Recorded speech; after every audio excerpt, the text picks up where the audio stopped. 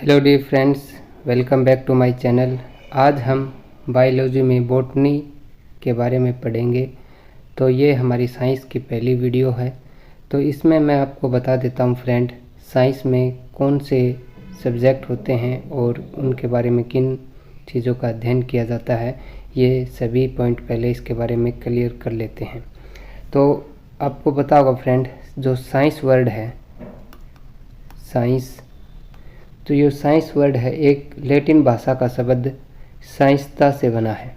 साइंसता word से बना है साइंस वर्ड। और जो साइंसतिया का जो शाब्दिक अर्थ होता है फ्रेंड, उसका अर्थ होता है फ्रेंड नॉलेज। नॉलेज या हिंदी में कहें तो जानना। ठीक है फ्रेंड, तो नॉलेज या जानना, तो ये किस भाषा का शब्द है फ्रेंड? साइंसतिया लैटिन भाषा का शब्द है और इससे ये शब्द बना है। तो अब हम देखें फ्रेंड, जो साइंस है इसको 3 मुख्य भागों में बांटा गया है। तो जैसे आपको 6ठी 7वीं क्लास से स्टार्ट हो जाता है फ्रेंड कि जो साइंस है वो 3 भागों में बटी हुई है। तो इसके 3 भाग कौन से हैं? एक होता है फ्रेंड फिजिक्स, केमिस्ट्री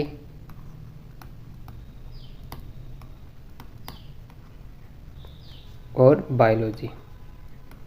इन सब्जेक्टों के बारे में तो आपको बहुत भली भांति जानते होगे फ्रेंड। बायोलॉजी, फिजिक्स जिसे भौतिक विज्ञान कहते हैं, और केमिस्ट्री जिसे रसायन विज्ञान कहते हैं, और बायोलॉजी में अध्ययन किया जाता है फ्रेंड जीवों का, जीव विज्ञान कह देते हैं। और फिजिक्स जो वर्ड है फ्रेंड, तो इसके बारे में मैं थोड़ा थोड़ा आपको डिटेल समझा देता हूँ फ्रेंड कि इसमें क्या अध्ययन किया जाता है। जो फिजिक्स शब्द आया फ्रेंड, एक ग्रीक भाषा का शब्द है फ्यूजिज। इस वर्ड से ये बना है फ्यूजिज, और जिसका अर्थ होता है फ्रेंड प्रकृति। इसका अर्थ होता है नेचर या प्रकृति, ये इसका अर्थ होता है। ठीक है फ्रेंड। और अगर हम देखें फिजिक्स, तो फिजिक्स में जो अध्ययन किया जाता है वो प्राकृतिक चीज़ों का अध्ययन किया जाता है। जैसे सूर्य ग्रहण किस तरह होता है, बादल कैसे बनते हैं, बारिश कैसे होती है, जो प्राकृतिक चीज़ें हैं उनका अध्ययन किस में किया जाता है फ्रेंड? फिजिक्स में। ठीक है। अब आते हैं केमिस्ट्री में। केमिस्ट्री देखें तो इसे रसायन विज्ञान कहते हैं। तो इसमें जो अगर आप देखें, जो पदार्थों के रासायनिक संगठन किस तरीके से वो बनेगा, उसके गुण संरचना, इन बारों में हम किस में पढ़ते हैं? केमिस्ट्री में। जैसे अगर हम देखें पानी, तो पानी किससे बना फ्रेंड? H2O यानी हाइड्रोजन और ऑक्सीजन के अणुओं से बना है। तो ये जो स्टडी है वो किस में की जाती है फ्रेंड? केमिस्ट्री में। ठीक है। अब देखते हैं बायोलॉजी। तो बायोलॉजी में हम जो जीवों के संबंध, इसमें किसका अध्ययन किया जाता है? जीवों का, कि उनको पाचन कैसे करते हैं, वो जीवित कैसे रहते हैं, किन आधारों पर, ये सारी स्टडी किस में की जाती है फ्रेंड? बायोलॉजी में। ठीक है फ्रेंड। तो इन तीनों सब्जेक्टों के बारे में आप भली भांति जान चुके होंगे। अब बताते हैं फ्रेंड इनके बारे में कोई और इम्पोर्टेंट पॉइंट जो आपके लिए याद होना ज़रूरी है। जो फिजिक्स है फ्रेंड, जो फिजिक्स, इसे पहले टाइम में फ्रेंड नेचुरल साइंस के नाम से जाना जाता था। किस नाम से जाना जाता था? जिसमें हम प्रकृति के बारे में अध्ययन करते हैं, तो यानी इसे नेचुरल साइंस के नाम से जाना जाता था पहले। और जो फिजिक्स के जो जनक हैं वो किसे माना जाता है फ्रेंड? अल्बर्ट आइंस्टीन को। मैं नाम लिख देता हूँ, अल्बर्ट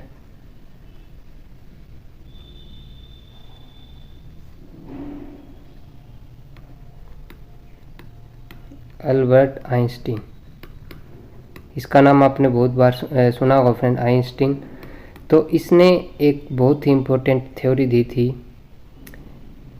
एनर्जी और मास से रिलेटेड। इसने थ्योरी दी थी कि हम मास को अगर डिस्ट्रॉय करते हैं तो उसमें से कितनी एनर्जी निकलेगी? mc²। ठीक है फ्रेंड। तो ये थ्योरी किसने दी थी? आइंस्टीन ने, इसलिए इसे फिजिक्स का जनक माना जाता है। और ये जो थ्योरी थी बहुत ही इम्पोर्टेंट थ्योरी है, तो इसलिए इसे फिजिक्स का जनक माना जाता है। अगर हम बात करें फ्रेंड आधुनिक फिजिक्स का जनक, तो आधुनिक फिजिक्स का जनक है फ्रेंड, वो माना जाता है गैलीलियो को। ये भी आपको याद रखना है, गैलीलियो को आधुनिक फिजिक्स का जनक माना जाता है। अगर आपसे पूछा जाए फिजिक्स का जनक कौन है, तो अल्बर्ट आइंस्टीन है। अगर आधुनिक लगाकर आपसे पूछा जाए मॉडर्न फिजिक्स का जो जनक है वो किसे माना जाता है, तो गैलीलियो को। ठीक है फ्रेंड, तो ये आपको क्लियर हो गया होगा। अब हम देखते हैं फ्रेंड केमिस्ट्री के बारे में। तो केमिस्ट्री, जैसे मैंने आपको बताया, इसमें हम रासायनिक संगठन, गुणों, संरचनाओं के बारे में पढ़ते हैं। तो इसमें अगर हम देखें, तो अब देखते हैं फ्रेंड इसके जनक कौन है। तो जनक हैं फ्रेंड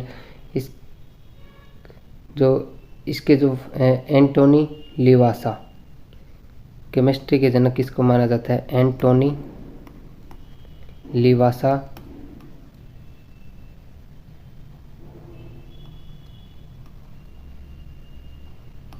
एंटोनी लिवासा क्या है फ्रेंड? केमिस्ट्री के जनक हैं। और बायोलॉजी के जनक माने जाते हैं फ्रेंड अरस्तु को। अरस्तु कौन थे फ्रेंड्स? जो सिकंदर महान था उसके गुरु थे। ठीक है, तो ये आपको पॉइंट क्लियर हो गए होंगे फ्रेंड। अगर हम और सब्जेक्टों की बात करें, जैसे मैथ के जो जनक माने जाते हैं मैथ के, तो आर्किमिड्स माने जाते हैं। ठीक है, ये भी आप याद रख सकते हैं, आर्किमिड्स किस मैथ के जनक हैं। अगर भारतीय मैथ के पूछे जाएं, तो भारतीय मैथ के माने जाते हैं आर्यभट्ट। ठीक है फ्रेंड, तो ये आपको इसमें कोई कन्फ्यूजन नहीं होगा। मैंने ये साइंस के बारे में थोड़ी ही आपको जानकारी दी ताकि आपको सब्जेक्टों के बारे में इसमें कोई कन्फ्यूजन ना हो। अब पढ़ते हैं फ्रेंड हम बॉटनी। हमें जो मेन पॉइंट है फ्रेंड, हमें बॉटनी के बारे में पढ़ना है। तो मैं अब बताता हूँ फ्रेंड बॉटनी।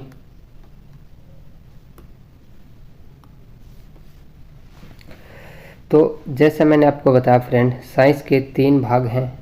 फिजिक्स 3 पार्ट सब्जेक्टों में बांट दिया गया है साइंस को, बायोलॉजी, फिजिक्स, केमिस्ट्री। अब हम बायोलॉजी को भी फ्रेंड 3 आगो भागों में बांटा गया है।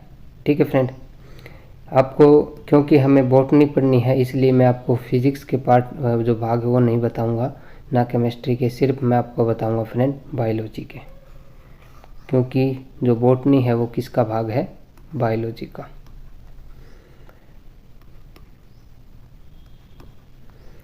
तो बायोलॉजी के 3 भाग हैं फ्रेंड, जिसमें आता है, पहले आता है जूलॉजी, एक बॉटनी और एक है फ्रेंड माइक्रोबायोलॉजी।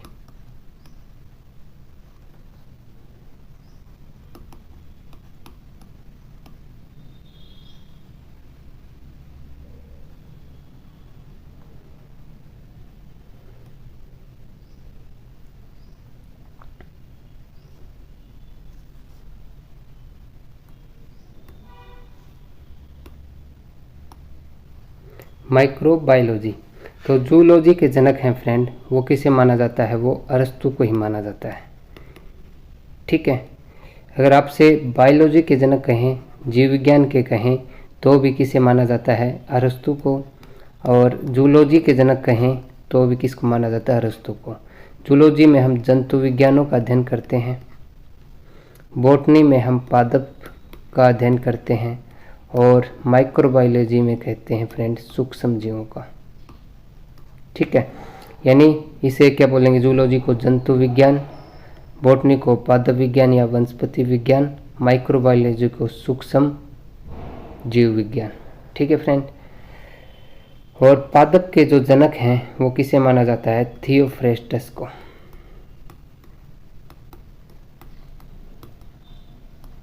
बॉटनी के जनक हैं थियोफ्रेस्टस। ठीक है फ्रेंड, आगे देखते हैं हम।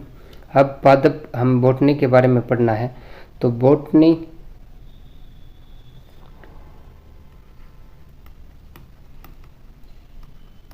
और इसके जनक हैं फ्रेंड थियोफ्रेस्टस। अब देखते हैं हम वनस्पति बॉटनी। तो इसके जो बॉटनी है फ्रेंड, इसने एक बुक लिखी थी, सॉरी बॉटनी जो सब्जेक्ट जो थियोफ्रेस्टस हैं, इन्होंने क्या लिखी थी पुस्तक, उसका नाम याद रखना है थियोफ्रेस्टस। तो इसने एक बुक लिखी जिसका नाम था फ्रेंड हिस्टोरिया प्लांटेनम। ठीक है, तो इस बुक का आपको याद रखना है हिस्टोरिया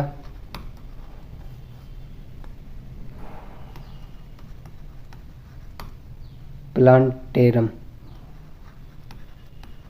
तो इसने उस टाइम में 500 से अधिक पौधों का अपनी पुस्तक में वर्णन किया था। 500 प्रकार के पौधों का वर्णन किया था थियोफ्रेस्टस ने। फिर आगे देखें, जो केरोलिस एक वैज्ञानिक हुए, उन्होंने जो जीव विज्ञान है उसको 2 भागों में बांटा है। अगर हम जीव विज्ञान को देखें, मुख्य तो 3 भाग हैं, लेकिन एक साइंटिस्ट है जिसने जीव विज्ञान को 2 भागों में बांटा था, तो वो नाम है उनका, आपको नाम याद रखना है कैरोलस लीनियस। कैरोलिस लीनियस। इसने क्या किया था,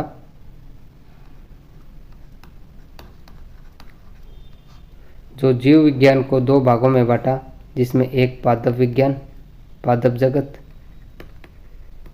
और एक था फ्रेंड जंतु जगत। ये भी आपको याद रखना है।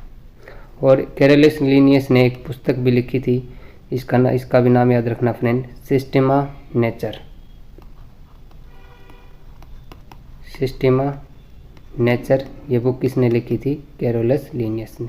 और इसने ही इनको पादप जगत और जंतु जगत में वर्गीकृत किया, और इनका वर्ग जो है नामकरण जीवों का, वो कैरोलिस लीनियस ने किया था। ठीक है फ्रेंड, अब देखते हैं फ्रेंड, अब क्योंकि हमें बॉटनी के बारे में पढ़ना है तो हम पादप जगत के बारे में पढ़ेंगे। ठीक है, ये पादप जगत कह दो या बॉटनी। ठीक है फ्रेंड, अब देखते हैं बॉटनी। जो पादप जगत है, इसे 2 मुख्य भागों में बांटा गया है। तो इसका नाम आपको बिल्कुल याद रखना है, क्योंकि अगर आप ये कर लेते हैं तो आपको इसे समझने में आसानी होगी। तो इसका नाम है अपुष्पोद्भिद, ये नाम आपने सुना होगा अपुष्पोद्भिद,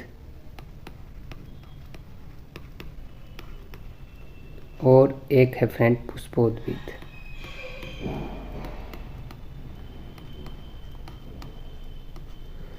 अपुष्पोद्भिद जिसे क्रिप्टोगेमी कहते हैं,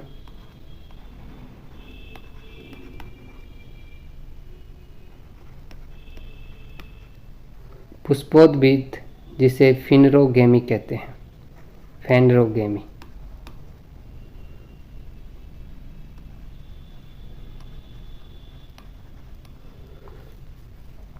पुष्पोद्भिद पादप कौन से होते हैं फ्रेंड, इसमें देखो पुष्पोद्भिद जिसके पीछे जैसे हम कहते हैं फ्रेंड सत्य, सत्य के आगे ए लगा देते हैं तो उसका अर्थ क्या होता है फ्रेंड, सत्य का विपरीत असत्य। इसी प्रकार पुष्पोद्भिद का मतलब होता है फ्रेंड पुष्प हों जिसमें। ठीक है, इसी प्रकार पौधों को 2 पुष्पों और बीज के आधार पर पौधों को 2 भागों, मुख्य भागों में बांट दिया गया है। तो ये अब देखें फ्रेंड, अपुष्पोद्भिद का अर्थ है फ्रेंड जिसमें पुष्प व बीज, पुष्प का अर्थ है फ्रेंड फूल, मैं फूल लिख देता हूँ, फूल व बीज इसमें नहीं मिलेंगे। ठीक है फ्रेंड, इस प्रकार के जो अपुष्पोद्भिद पौधे हैं उनमें आपको फूल व बीज नहीं मिलेंगे। पुष्पोद्भिद में क्या मिलेगा फ्रेंड, आपको फूल व बीज मिलेंगे। ठीक है फ्रेंड, ये इसका मुख्य वर्गीकरण है। अब इसमें क्या मिलेगा अपुष्पोद्भिद में, तो आपको क्या मिलेगा फ्रेंड, और क्या क्या होते हैं पौधे में, जड़ होता है, तना, पत्तियाँ, पत्ती कह देते हैं, और संवहन ऊतक। ठीक है फ्रेंड, संवहन ऊतक। इसमें क्या मिलेगा, फूल व बीज तो मिलेंगे फ्रेंड, आपको ये 4 चीज़ें ये भी मिलेंगी। ठीक है, ये भी आपको ज़रूर मिलेंगी, जड़, तना, पत्ती और संवहन ऊतक। ठीक है फ्रेंड, पुष्पोद्भिद में आपको इनके एक्स्ट्रा अलावा क्या चीज़ें मिलेंगी, फूल व बीज। ये चीज़ें दोनों में होंगी, जड़, तना, पत्ती, सवन, ऊतक। ठीक है। और जो डिफरेंस करेगा फ्रेंड वो फूल व बीज करेगा। जिसमें फूल व बीज मिलेंगे उसे पुष्पोद्भिद, और जिसमें नहीं मिलेंगे वो अपुष्पोद्भिद। ठीक है फ्रेंड, ये इसका मुख्य वर्गीकरण है। अब पढ़ते हैं फ्रेंड हम पुष्पोद्भिद के। इसमें इसको भी 3 मुख्य भागों में बांटा गया है।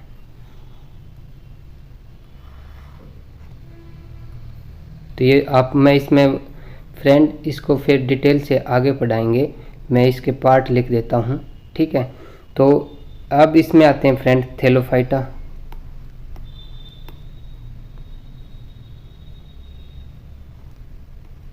थैलोफाइटा और ब्रायोफाइटा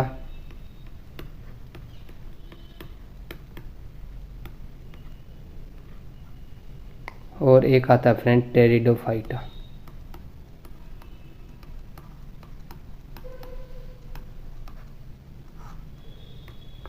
ठीक है फ्रेंड। अब पुष्पोद्भिद को भी 2 भागों में बांटा गया है, नगनबीजी और आवर्तबीजी।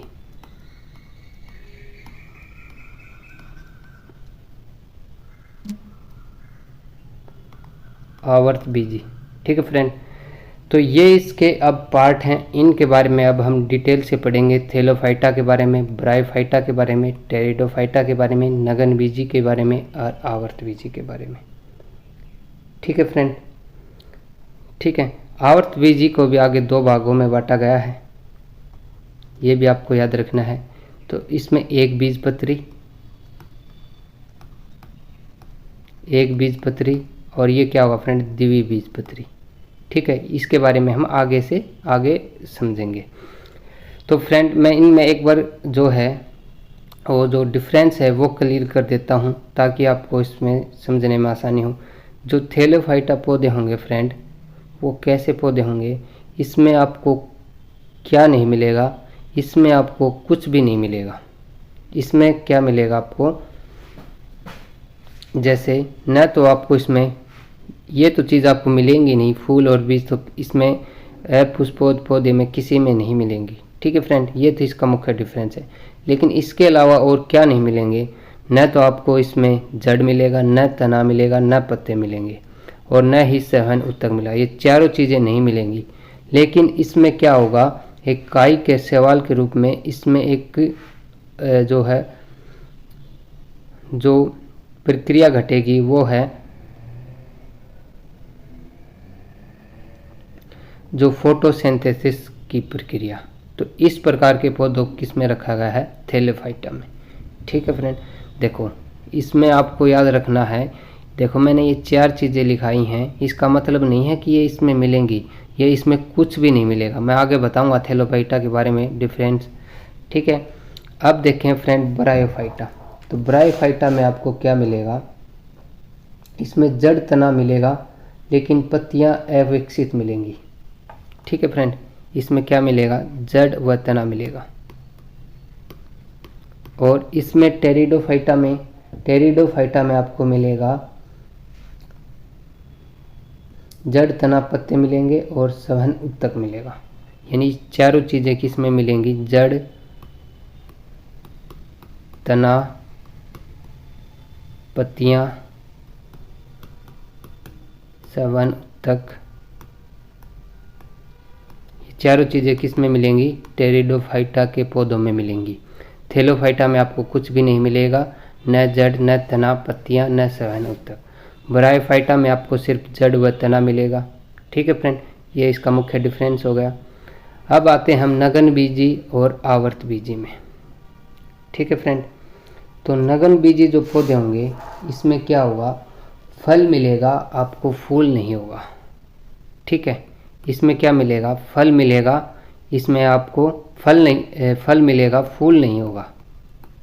यानी इसमें बीज मिलेगा और आपको क्या नहीं मिलेगा, फूल नहीं मिलेगा नगनबीजी में। आवर्तबीजी में आपको क्या मिलेगा, आवर्तबीजी पौधे में आपको फूल व बीज दोनों मिलेंगे। ठीक है फ्रेंड, ये इसका डिफरेंस समझ में आ गया आपको। सभी के समझ लें, थैलोफाइटा में आपको कुछ भी नहीं मिलेगा, जड़, तना, पत्ता, सहन ऊतक, फूल, बीज कुछ भी नहीं मिलेगा। ब्रायोफाइटा में आपको सिर्फ जड़ व तना मिलेगा। टेरिडोफाइटा में आपको जड़, तना, पत्ते, सहन ऊतक मिलेगा। अब आते हैं फ्रेंड हम पुष्पोद्भिद वाले में। ये चारों चीज़ें तो इन दोनों में हैं फ्रेंड, जड़, तना, पत्ती, सहन ऊतक, इसमें चारों हैं। लगन बीजी में 5 चीज़ें मिलेंगी, जड़, तना, पत्ते, सहन ऊतक, एक 5 चीज़ें में कौन सा मिलेगा, बीज। और आवर्त बीजी में आपको 6 चीज़ें मिलेंगी। 6 की 6 कौन कौन सी हैं फ्रेंड, जड़, तना, पत्ती, सहन ऊतक, फूल व बीज। ठीक है फ्रेंड, देखो इसमें 0, इसमें 2 और इसमें 4, इसमें 5 और इसमें 6। इस तरीके से आप इनको याद कर सकते हो। ठीक है फ्रेंड, आपको कोई कन्फ्यूजन नहीं होगा। आगे बढ़ते हैं। अब हम थैलोफाइटा, ब्रायोफाइटा, टेरिडोफाइटा, नगन बीजी, आवर्त बीजी, इनके बारे में डिटेल से आगे बढ़ते हैं। ठीक है फ्रेंड, इतने आपके पॉइंट क्लियर हो गए होंगे। आगे समझते हैं इसके बारे में।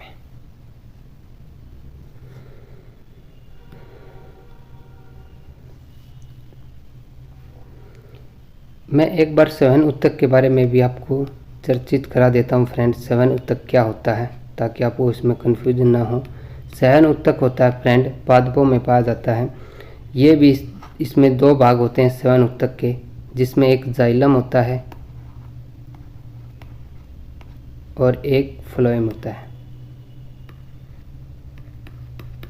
ऊतक के बारे में फ्रेंड हम एक अलग से वीडियो करेंगे, उसमें डिटेल से पढ़ेंगे। सिर्फ आप एक बार इसको समझ लेना फ्रेंड, क्या होता है सहन ऊतक। देखो जाइलम क्या काम कार्य करता है, जो पौधे में, जैसे ये पौधा फ्रेंड, ठीक है, तो ये क्या करता है, पौधे के जड़ों में जो पानी होता है फ्रेंड, उनको खनिज पदार्थ होते हैं, उनको पौधों के प्रत्येक भाग तक पहुंचाता है, यानी पत्तियों तक सभी भागों में कौन पहुंचाता है, जाइलम। फ्लोएम क्या करता है, जो पत्तियों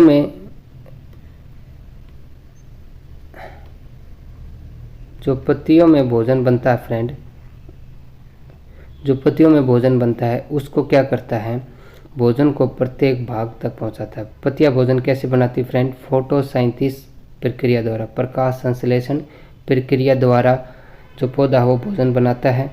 तो वो क्या करता है, वायुमंडल से कार्बन डाइऑक्साइड लेता है और साथ में ऑक्सीजन गैस भी छोड़ता है भोजन बनाते वक्त। ठीक है फ्रेंड, और पौधे हैं वो रात को भोजन नहीं बनाते, इसलिए पौधे रात को क्या करते हैं, कार्बन डाइऑक्साइड छोड़ते हैं और ऑक्सीजन लेते हैं। ये भी आपको क्लियर होना चाहिए फ्रेंड।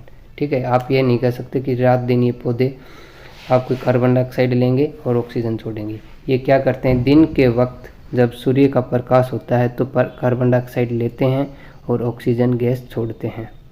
ठीक है फ्रेंड, और रात में कार्बन डाइऑक्साइड छोड़ते हैं और ऑक्सीजन लेते हैं। ठीक है फ्रेंड, तो ये होता है सहन ऊतक।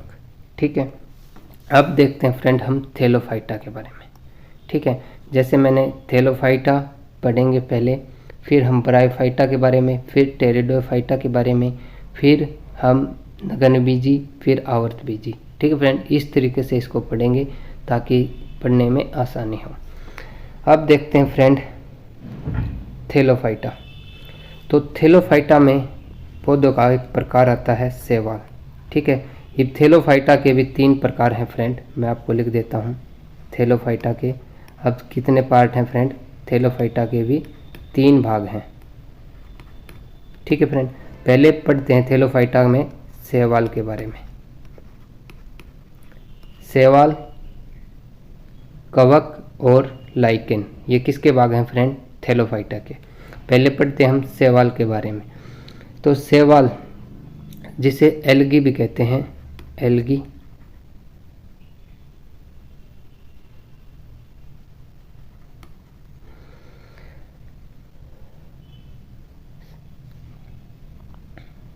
अब आते हैं फ्रेंड शैवाल के अध्ययन को क्या कहा जाता है, कई बार एग्जामों में पूछा गया है।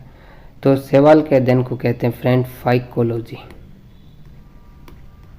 फाइकोलॉजी किसके अध्ययन को कहते हैं, शैवालों के अध्ययन को। और इसमें जो शैवाल में हरित लवक पाया जाता है,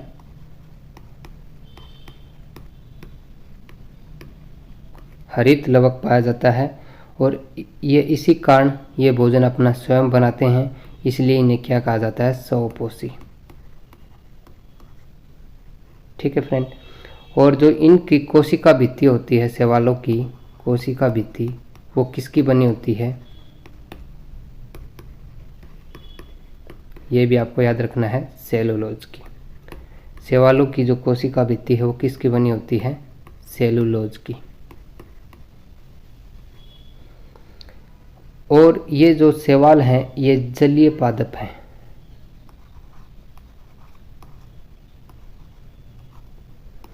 कैसे पादप हैं, ये जलीय हैं।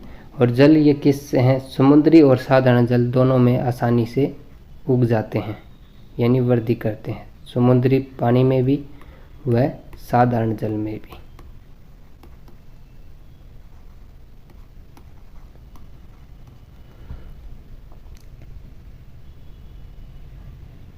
अब इसके बारे में एक इम्पोर्टेंट पॉइंट, जो किस भालू पर जो है वो शैवाल पाया जाता है।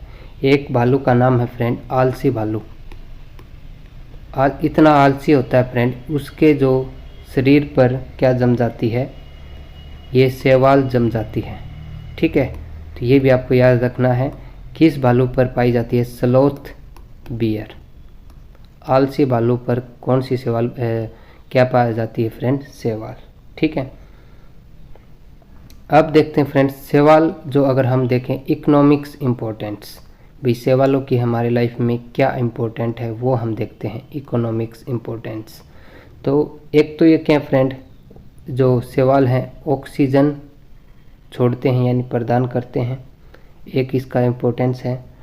और इनका जो शैवालों में फ्रेंड ये प्रोटीन युक्त होते हैं, इनके खाने से हमें प्रचुर मात्रा में क्या मिलती है, प्रोटीन मिलती है। और भोजन के रूप में अगर हम देखें जो ज़्यादा यूज किया जाता है, अगर हम देखें सबसे अधिक प्रोटीन है वो किस में पाया जाता है, किस शैवाल में पाया जाता है, जिसका नाम है क्लोरेला। क्लोरेला नामक प्रोटीन है जो शैवाल में क्या पाया जाता है फ्रेंड, सबसे अधिक प्रोटीन पाया जाता है। ठीक है फ्रेंड, यानी प्रचुर मात्रा में कह सकते हो, या सबसे अधिक प्रोटीन किस में पाया जाता है, किस शैवाल में पाया जाता है, क्लोरेला में। ठीक है फ्रेंड, और इसी क्लोरेला को फ्रेंड जो अंतरिक्ष यान होते हैं, अंतरिक्ष में जाते हैं, उनमें जो होज के केबिन, जो होज का केबिन होता है, उसमें किस शैवाल को उगाया जाता है, वो भोजन प्रोटीन को मात्रा करने के लिए या उसको खाने के लिए, तो यह किसको उगाया जाता है फ्रेंड, क्लोरेला को। आपको याद रखना है, अंतरिक्ष यान है, होज की केबिन में कौन से शैवाल को उगाते हैं, तो क्लोरेला को उगाते हैं, ताकि अंतरिक्ष में जाकर अगर वो इसको खा लेंगे तो अपनी प्रोटीन की जो ज़रूरत है वो पूरी कर सकते हैं। और एक और है फ्रेंड जो अंतरिक्ष यान यूज करते हैं जिसमें प्रोटीन होता है, तो उस शैवाल का नाम है फ्रेंड स्पाइनरूला प्रोटीन, स्पाइनरूला शैवाल। इसमें भी क्या है फ्रेंड, प्रोटीन पाया जाता है। ठीक है, अब देखते हैं फ्रेंड हम जो शैवाल हैं ये भी 4 प्रकार के होते हैं। ठीक है, उनके नाम देख लेते हैं फ्रेंड। जैसे हमने बताया थैलोफाइटा के 3 भाग हैं फ्रेंड, जिसमें हम अब शैवाल के बारे में पढ़ रहे हैं। जो शैवाल है वो 4 रंगों का पाया जाता है। वो 4 रंग किसके कारण होते हैं वो हम देख लेते हैं फ्रेंड, क्योंकि एग्ज़ाम की व्यू से इम्पोर्टेंट है। तो हम देखते हैं जो हरा शैवाल है वो किसके कारण होता है फ्रेंड, हरा शैवाल, तो उसमें किसकी मात्रा होती है, क्लोरोफिल की। क्लोरोफिल फ्रेंड अगर पौधे में, पौधा भी हरा किसके कारण होता है, क्लोरोफिल के कारण। ठीक है, और लाल शैवाल है वो किसके कारण होता है, वो फाइकोरीथ्रिन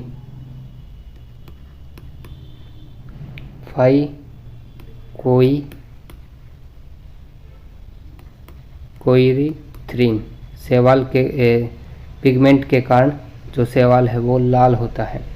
अब भूरा शैवाल है वो किस कारण होता है, वो होता है फ्रेंड फाइकोजेंथिन के कारण। फाइकोजेंथिन।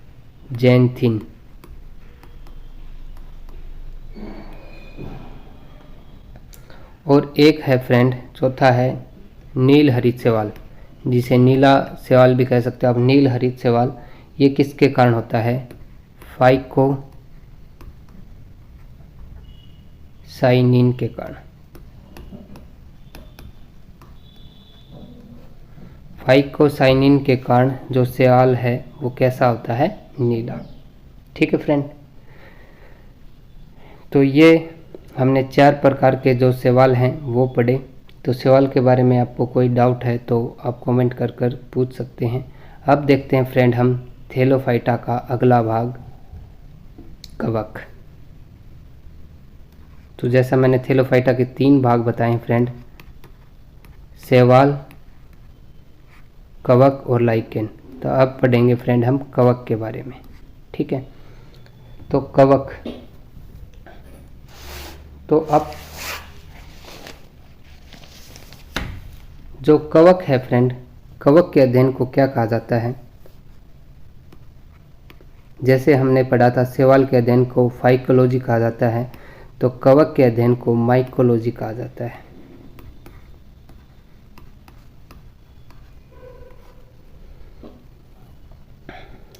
और इसका एग्जाम्पल देखें फ्रेंड, कवक का जो मशरूम होती है फ्रेंड, वो क्या है? कवक का ही रूप है। और जो कवक होते हैं वो भोजन को अपने किस कार्बोहाइड्रेट के रूप में रखते हैं? तो ये इम्पोर्टेंट है फ्रेंड। जैसे जैसे कार्बोहाइड्रेट के कई रूप होते हैं, तो ये किसके रूप में रखता है अपने भोजन को? ग्लाइकोजन के रूप में। ये भी एक कार्बोहाइड्रेट का ही प्रकार है, ग्लाइकोजन। तो ये अपने भोजन को किस रूप में रखते हैं? कवक ग्लाइकोजन के रूप में। और इनकी जो भित्ति है वो किसकी बनी होती है? कवक की। जिस तरीके से हमने शैवाल की पढ़ी, शैवाल की सेलुलोज की बनी होती है, तो कवक की है वो भित्ति है वो काइटिन की बनी होती है।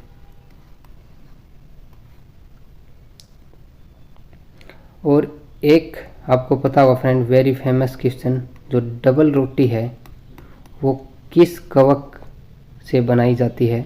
तो आपको याद रखना है, उस कवक का नाम है फ्रेंड सैक्रोमाइसेस।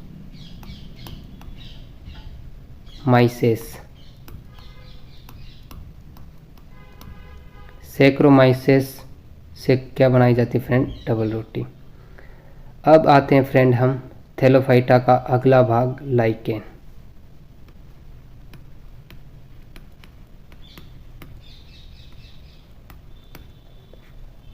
तो तीसरा भाग है इसका, लाइकेन।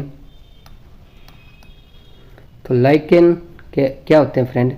जो कवक और शैवाल को संयुक्त रूप से ही लाइकेन कहा जाता है।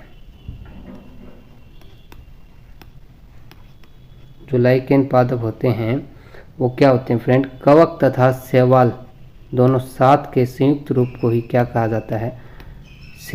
उनको कवक कहा जाता है। और ये कैसे होते हैं फ्रेंड? एक दूसरे के सहजीवी होते हैं। सहजीवी किन्हें कहते हैं? जो एक दूसरे के जीवन में हेल्प करते हैं, उन्हें सहजीवी कहते हैं। तो इसमें जो कवक क्या करता है फ्रेंड? जो कवक है वो शैवाल को जल, खनिज, लवण और विटामिन शैवाल को देता है। जल, खनिज, लवण और विटामिन, ये किसको देते हैं? ये शैवाल को देता है। तो कवक है वो जल, खनिज, लवण और विटामिन है वो किसको देता है? शैवाल को देता है। और शैवाल है, मैंने जैसे आपको बताया था फ्रेंड, शैवाल में क्या पाई जाती है? प्रकाश संश्लेषण की अभिक्रिया होती है, जिसे ये अपना भोजन स्वयं बनाता है। तो ये अपने कार्बोहाइड्रेट को किसको देता है?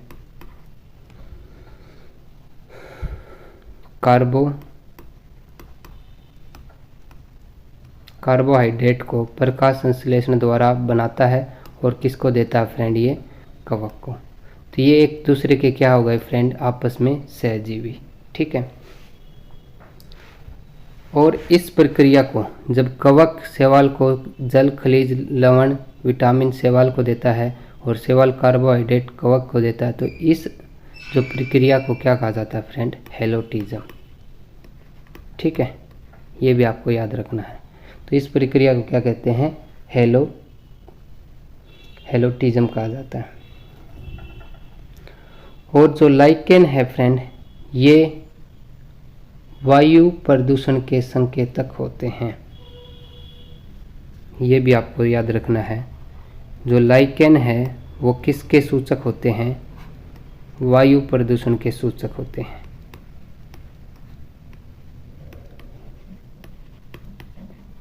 वायु प्रदूषण के क्या होते हैं? सूचक। सूचक कैसे करते हैं फ्रेंड? जहाँ प्रदूषण होगा फ्रेंड, वहाँ लाइकेन नहीं उगेगा। ठीक है, ये इसका सूचक है। जहाँ अगर आपको वायु प्रदूषण मिलेगा तो वहाँ लाइकेन पौधा नहीं उगेगा। तो ये क्या किसके सूचक होते हैं? वायु प्रदूषण के। ठीक है फ्रेंड, आगे देखते हैं इसके बारे में।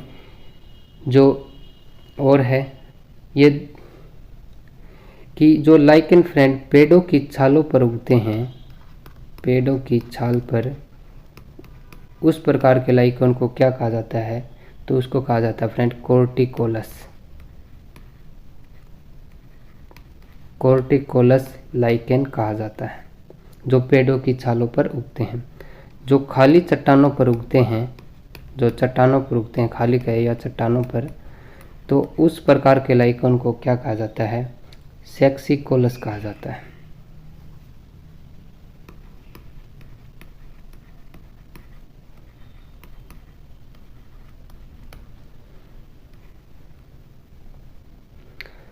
और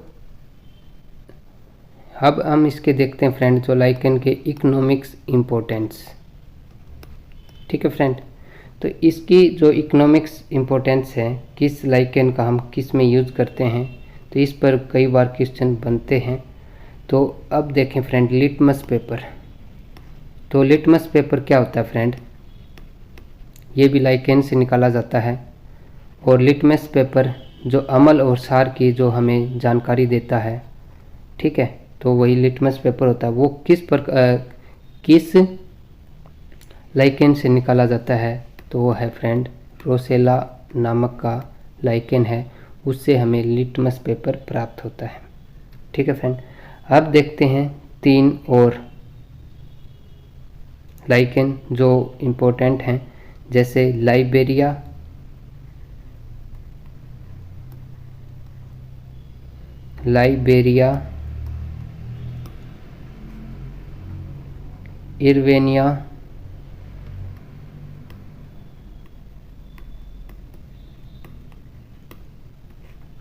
इरवेनिया, रेमेनिला,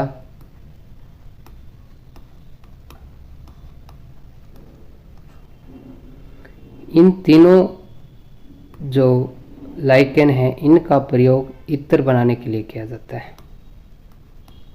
ठीक है फ्रेंड, इत्र एक परफ्यूम कह सकते हो, तो इसी प्रकार का होता है। लाइबेरिया और इरवेनिया और रेमेनिला से इत्र है वो निकाला जाता है। एक और है लाइकेन जिसका नाम है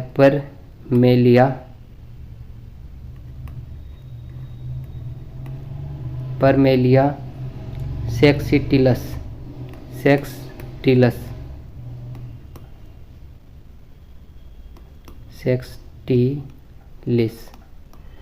तो इस लाइकेन से फ्रेंड मिर्गी की दवा बनाई जाती है, जिसको दौरे आते हैं मिर्गी, तो उसकी दवा किस लाइकेन से बनाई जाती है?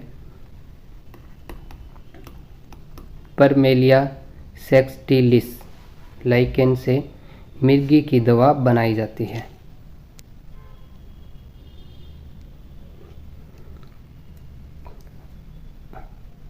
अब देखते हैं फ्रेंड, जैसे हमने बताया था जो थैलोफाइटा हैं, इसके 3 पार्ट थे। हमने शैवाल, कवक और लाइकेन, इनके बारे में पढ़ा। अब हम पढ़ते हैं फ्रेंड ब्रायोफाइटा के बारे में, जो अपुष्पोद्भिद का जो दूसरा भाग था फ्रेंड ब्रायोफाइटा, तो इसके बारे में हम पढ़ते हैं।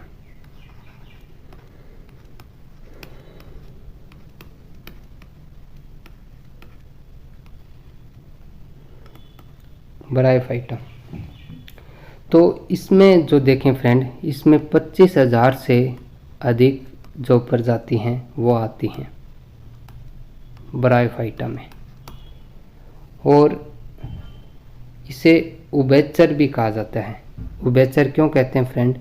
क्योंकि ये सतल और जल दोनों पर जीवित रह सकता है, यानी उगते हैं ये पौधे जल और वह सतल पर, इसलिए इन्हें क्या कहा जाता है? उभयचर कहा जाता है। जो इन उत्कों में, जैसे मैंने आपको बताया था फ्रेंड, ब्रायोफाइटा में आपको इसमें क्या मिलेगा? सिर्फ जड़ व तना मिलेगा। जैसे मैंने आपको 6 चीज़ें बताई हैं, इसमें 6 चीज़ों में जड़, तना, पत्ता, सहन ऊतक, फूल, बीज, तो इन 6 चीज़ों में से आपको सिर्फ 2 चीज़ मिलेंगी, जड़ और तना ब्रायोफाइटा में। ठीक है फ्रेंड, उसमें पत्तियाँ मिलेंगी फिर, लेकिन वो अविकसित होंगे, आपको उसमें ये नहीं कह सकते कि पत्ता है या तना है। ठीक है फ्रेंड, अब इसका एग्जाम्पल की बात करें फ्रेंड, तो आपको एग्जाम्पल से बहुत क्लियर हो जाएंगे। जैसे नाम आता है फ्रेंड मोसेस, मोसेस, जिसे आम भाषा में क्या कहा जाता है फ्रेंड? काई। काई तो आपने बहुत देखी होगी फ्रेंड, जहाँ स्थिर पानी होता है वहाँ क्या जम जाती है? काई। ठीक है, जैसे नल हो गया, कोई पानी का हौद हो गया, उसमें क्या जम जाती हैं? काई जम जाती हैं। तो ये किसका भाग है फ्रेंड? ब्रायोफाइटा का।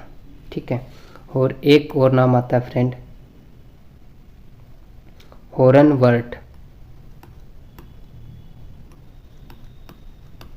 हॉर्नवर्ट, जिसे इंग्लिश में लिवरवर्ट्स कहा जाता है, ये भी किसका एग्जाम्पल है फ्रेंड? ब्रायोफाइटा का।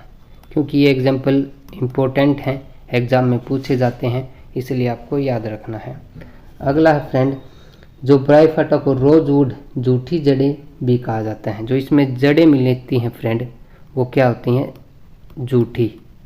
ठीक है, यानी उस जैसे अगर आप काई की जड़ें देखेंगे फ्रेंड, आपको कोई काई की जड़ें नहीं दिखेंगी, तो ये इसकी कैसी जड़ें होती हैं फ्रेंड? जूठी जड़ें, जिसे राइजोड कहा जाता है। ब्रायोफाइटा में आपको जड़ें कैसी मिलेंगी? जूठी जड़ें।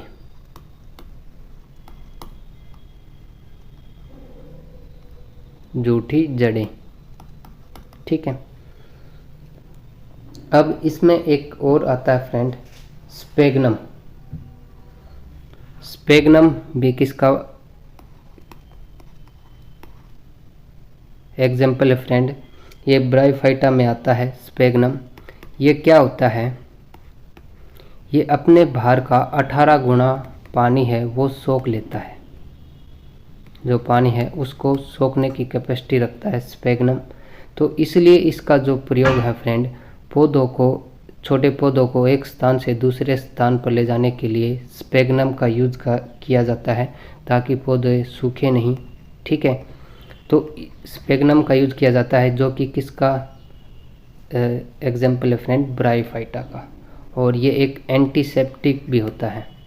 ठीक है, जो स्पेगनम क्या होती है? एंटीसेप्टिक होती है।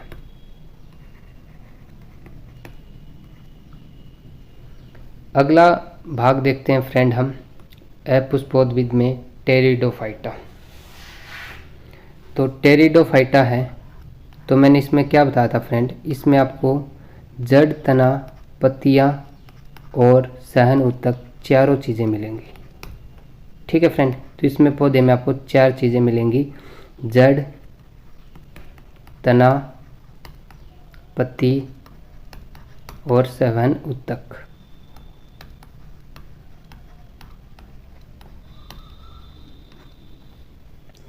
तो इसके जो अगर हम एग्जाम्पल बात करें तो इसमें आता है फ्रेंड, और इसमें और ख़ास बातें क्या हैं वो भी बता देता हूँ।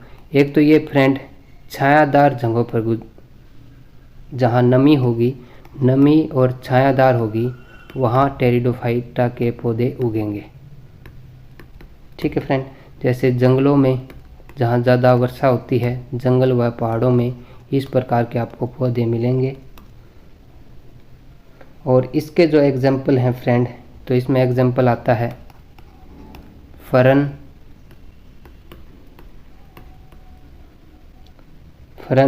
हॉस्टेल,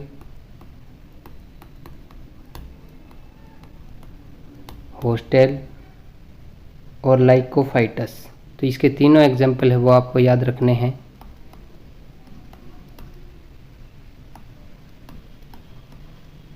ये किसके एग्जाम्पल हैं फ्रेंड? टेरिडोफाइटा के। ठीक है, तो ये हमने जो पुष्पोद्भिद के जो 3 भागों में बांटा था, थैलोफाइटा, ब्रायोफाइटा और टेरिडोफाइटा में, वो सभी हमने पढ़ लिया इनके बारे में। अब जो दूसरा भाग है फ्रेंड पुष्पोद्भिद, उसके बारे में हम अब पढ़ते हैं।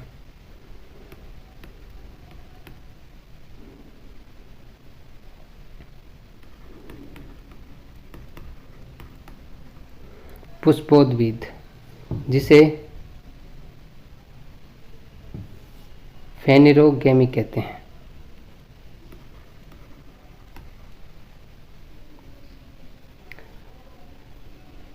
फेनिरोगेमी।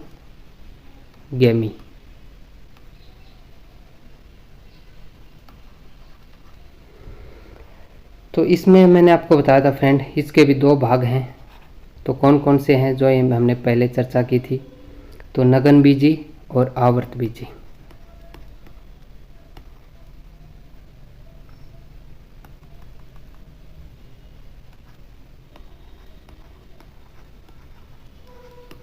नगन बीजी, आवर्त बीजी।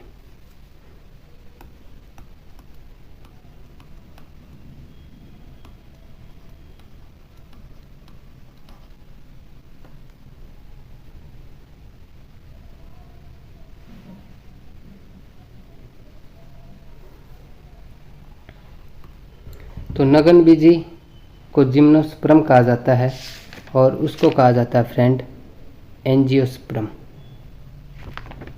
ठीक है,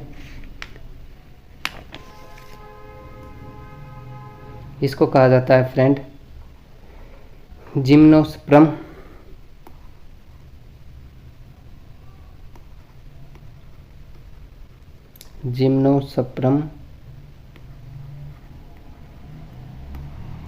और इसको कहा जाता है फ्रेंड एंजियोस्पर्म।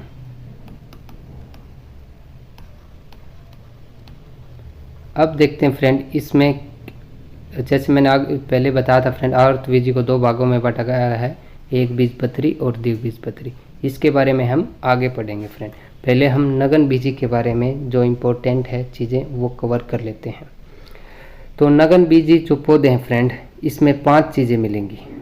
जैसे मैंने टोटल 6 चीज़ों के बारे में बात की है, जड़, तना, पत्ता। जड़, इसमें क्या मिलेगी? जड़ मिलेगी, तना मिलेगा, पत्तियाँ मिलेंगी, सहवन उत्तक मिलेगा, और क्या मिलेगा फ्रेंड? बीज मिलेगा। ठीक है फ्रेंड, इसमें क्या नहीं मिलेगी? इसमें फूल नहीं मिलेगा। फूल किस में मिलेगा? आवर्त बीजी में।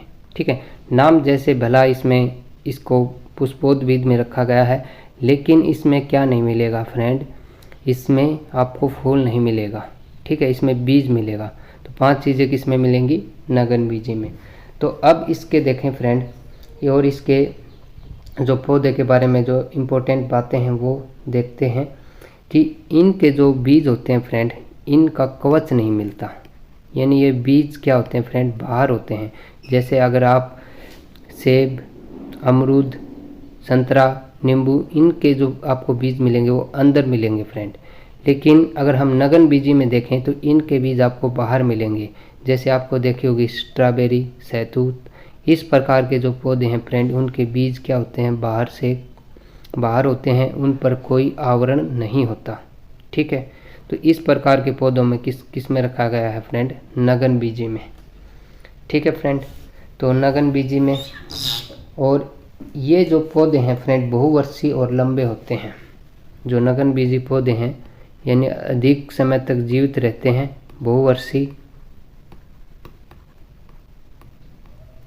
बहुवर्षीय और क्या होते हैं? लंबे। और इसमें जो जड़ें मिलेंगी आपको मूसला जड़ें मिलेंगी। इनमें क्या मिलेगी? मूसला जड़ें। ठीक है, जड़ों के टॉपिक में मैं आपको बताऊंगा मूसला जड़ें कैसी होती हैं, तो आप इतना इसको समझें। इसमें मूसला जड़ें मिलेंगी। और ये जो अधिक पौधे हैं फ्रेंड कहाँ मिलेंगे? मुरुदबिद होते हैं। मुरुदबिद का मतलब होता है फ्रेंड जो रेगिस्तान क्षेत्रों में उगते हैं या जहाँ पानी की कमी होती है, जीरोफाइटिक होते हैं। यानी जहाँ मुरुदबिद का होता है फ्रेंड मरुस्थल। ठीक है, यानी जहाँ पानी की कमी होती है वहाँ कैसे पौधे मिलते हैं? नगनबीजी, जिन्हें जीरोफाइटिक कहते हैं। तो इसमें अगर हम एग्जाम्पलों की बात करें फ्रेंड नगनबीजी में, तो नगनबीजी में जो एग्जाम्पल आता है, एक सिकोया सेम्परवेरेंस पौधा है, वो 120 मीटर लंबा होता है। यानी अगर पौधों में सबसे लंबा पौधा बात करें सिकोया सेम्परवेरेंस का होता है, जो नगनबीजी में आता है। तो इसमें आपको नाम लिख देता हूँ फ्रेंड सिकोया। अपना एकला सिकोया भी याद रख सकते हो या फिर पूरा नाम याद रखो, तो इसका पूरा नाम है फ्रेंड सिकोया सेम्परवेरेंस।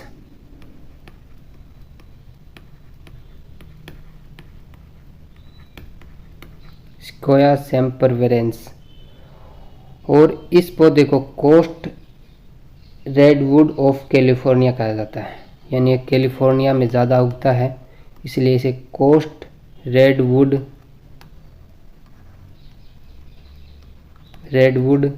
ऑफ कैलिफोर्निया कहा जाता है।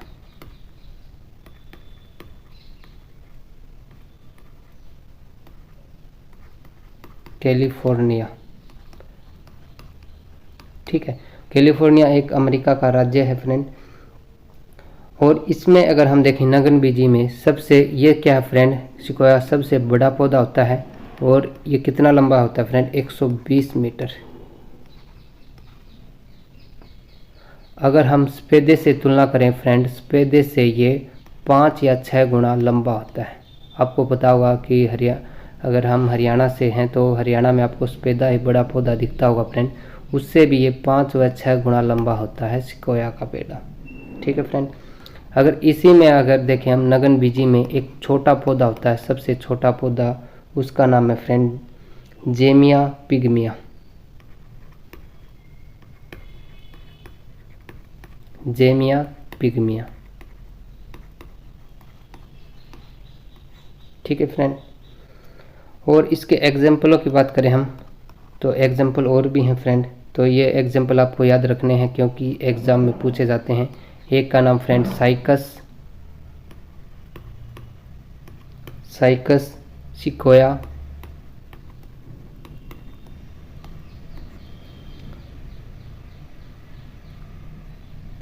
और चीड़ का पेड़, चीड़। ठीक है फ्रेंड, चीड़ का पेड़। तो अब इसकी हम देखें फ्रेंड इकोनॉमिक्स इम्पोर्टेंस। अगर हम देखें जो नगनबीजी पौधों में इकोनॉमिक्स इम्पोर्टेंस है वो क्या क्या है वो देखते हैं, क्योंकि एग्ज़ाम के लिए इम्पोर्टेंट है। जो फर्नीचर के लिए, एक पहले ये बता देता हूँ मैं साइकस के बारे में। जो साइकस का पौधा होता है फ्रेंड, उसके तने से मंड निकाल कर साबूदाना बनाया जाता है, जो बर्तों में खाया जाता है फ्रेंड। जो तने से मंड निकाला जाता है, इसके तने से मंड, और मंड निकालने के बाद क्या बनाया जाता है फ्रेंड? साबूदाना। जो लोग बर्तों में खाते हैं साबूदाना, तो किससे बनता है वो फ्रेंड? साइकस पौधे से। ठीक है, और इसीलिए इस पौधे को क्या नाम से जाना जाता है? सागो पाम के नाम से। तो सागो पाम के नाम से किस पौधे को जानते हैं? साइकस को। और हम देखें फ्रेंड जो इसकी इम्पोर्टेंस इन नगनबीजी पौधों की, तो इसमें आता है फ्रेंड फर्नीचर। तो फर्नीचर के लिए किन किन पौधों का जो नगनबीजी हैं यूज किया जाता है? जैसे फर्नीचर में चीड़ का पेड़ फर्नीचर में यूज किया जाता है, सिकोया और देवदार सिकोया जो कि सबसे लंबा पौधा है, और देवदार और स्प्रूस। तो इन पौधों का प्रयोग किस में किया जाता है फ्रेंड? फर्नीचर में। अब हम देखें वाष्पीय तेल में, वाष्पीय तेल में किन पौधों का उपयोग किया जाता है? वाष्पीय तेल निकाला जाता है तो इसमें नाम आता है फ्रेंड चीड़ का पेड़। चीड़ के पेड़ से कौन सा तेल निकाला जाता है? तारपीन का तेल। तो तारपीन का जो तेल है वो किस पौधे से निकालते हैं? चीड़ के पौधे से, तारपीन का तेल। फिर हम बात करें आगे, एक देवदार पौधा, इससे सेड्रस तेल निकाला जाता है।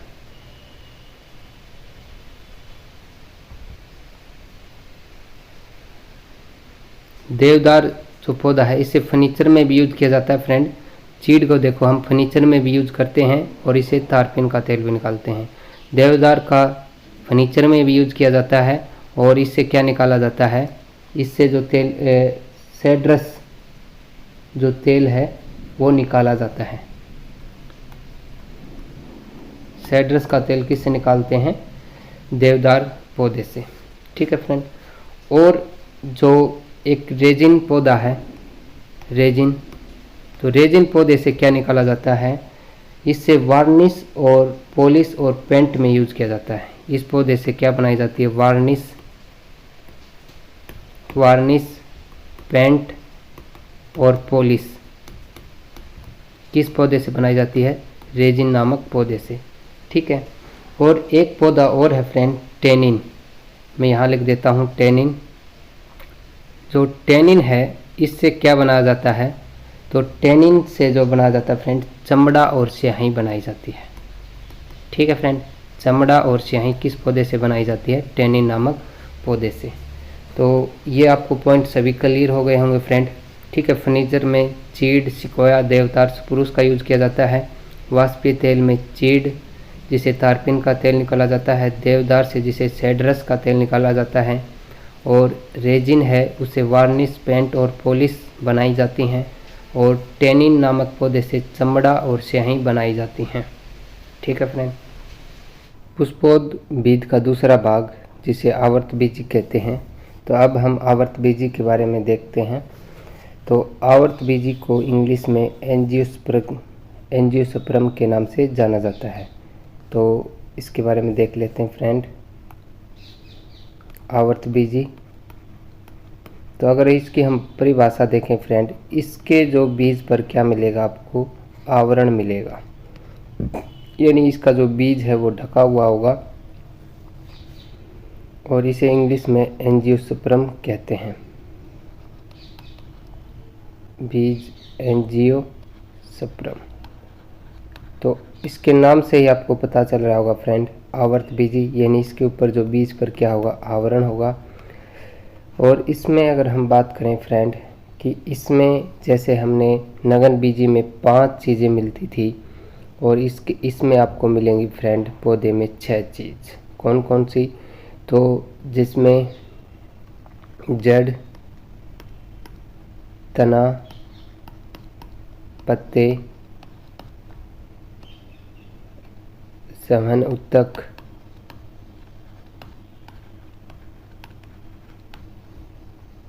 फल और फूल।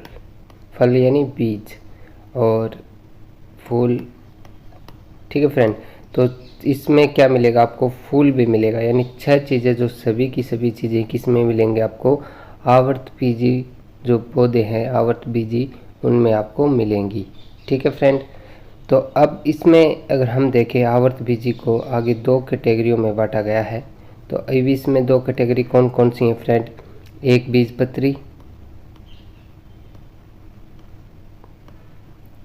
बीजपत्री, और द्विबीजपत्री।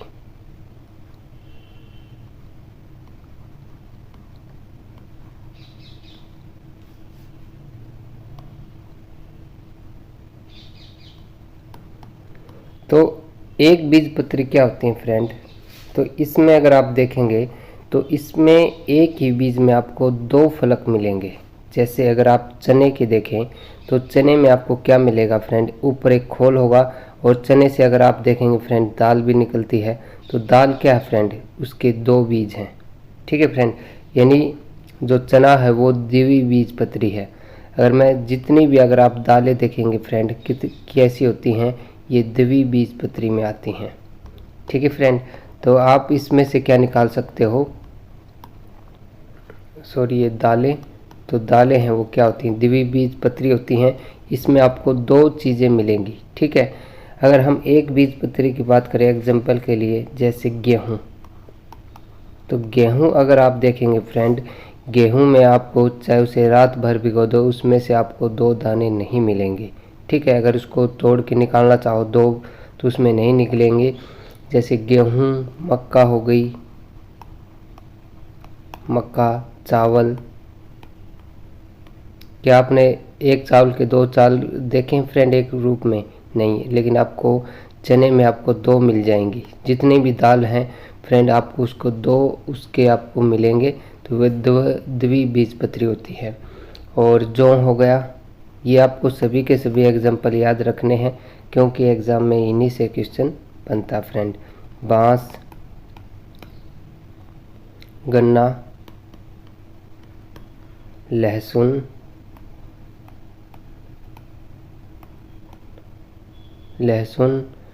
प्याज, सुपारी,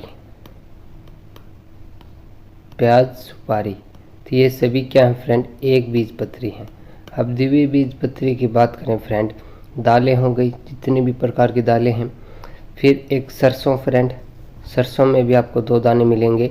अगर आप उसको दाने को खोल लेंगे, भे लेंगे, तो उसका ऊपरला छिलका उतरने के बाद 2 आपको उसमें मिल जाएंगे। तो सरसों हो गई,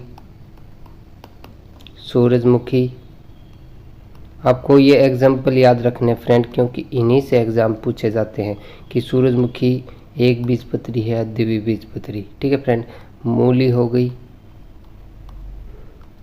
सलगम हो गई,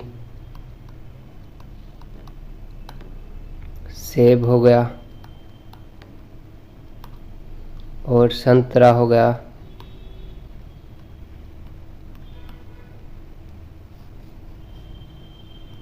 और नींबू हो गया। ये सभी क्या हैं फ्रेंड, द्विबीजपत्री हैं।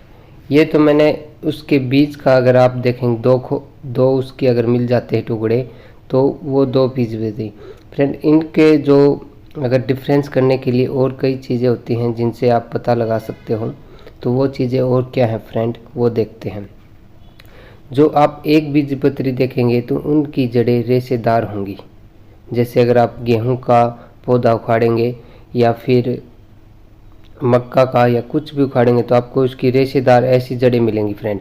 देखो मूसला जड़ें होती हैं फ्रेंड, एक जड़ मैन होती है और उसमें से जड़ें निकली होती हैं। रेशेदार जड़ें होती हैं फ्रेंड, सारी एक सी जड़ होती हैं, तो उन्हें रेशेदार जड़ कहा जाता है। तो गेहूं की आपको ऐसी जड़ें मिलेंगी। ठीक है फ्रेंड, और द्विबीजपत्री में आपको जो जड़ें मिलेंगी वो कैसी मिलेंगी, मूसला जड़ें मिलेंगी। एक ये डिफरेंट हो गया फ्रेंड। ठीक है, और अगर हम इनमें डिफरेंस देखें एक बीजपत्री और द्विबीजपत्री में, जो एक बीजपत्री होता है फ्रेंड, जो उसकी जो अगर आप उसकी पत्ती देखेंगे तो उसमें आपको क्या मिलेगा, पैरेलल मिलेगा।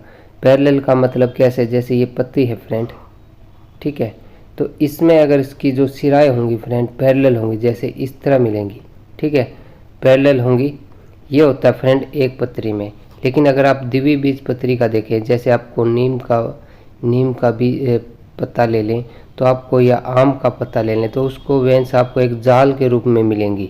ठीक है फ्रेंड, यानी ब्रांच्ड वेन होंगे वो। ठीक है फ्रेंड, ये मैंने आप इन्हें खुद देखें और फिर कमेंट कर कर बताएं कि ये चीज़ें आपको मिल रही हैं या नहीं। ठीक है फ्रेंड, आप कमेंट कर कर बताएं, जो भी आपके आसपास कोई पौधा हो उससे आप इस चीज़ में डिफरेंस कर सकते हो। फिर और देखें फ्रेंड, और पता लगाने के लिए, जो एक बीजपत्री के जो पौधे होते हैं फ्रेंड,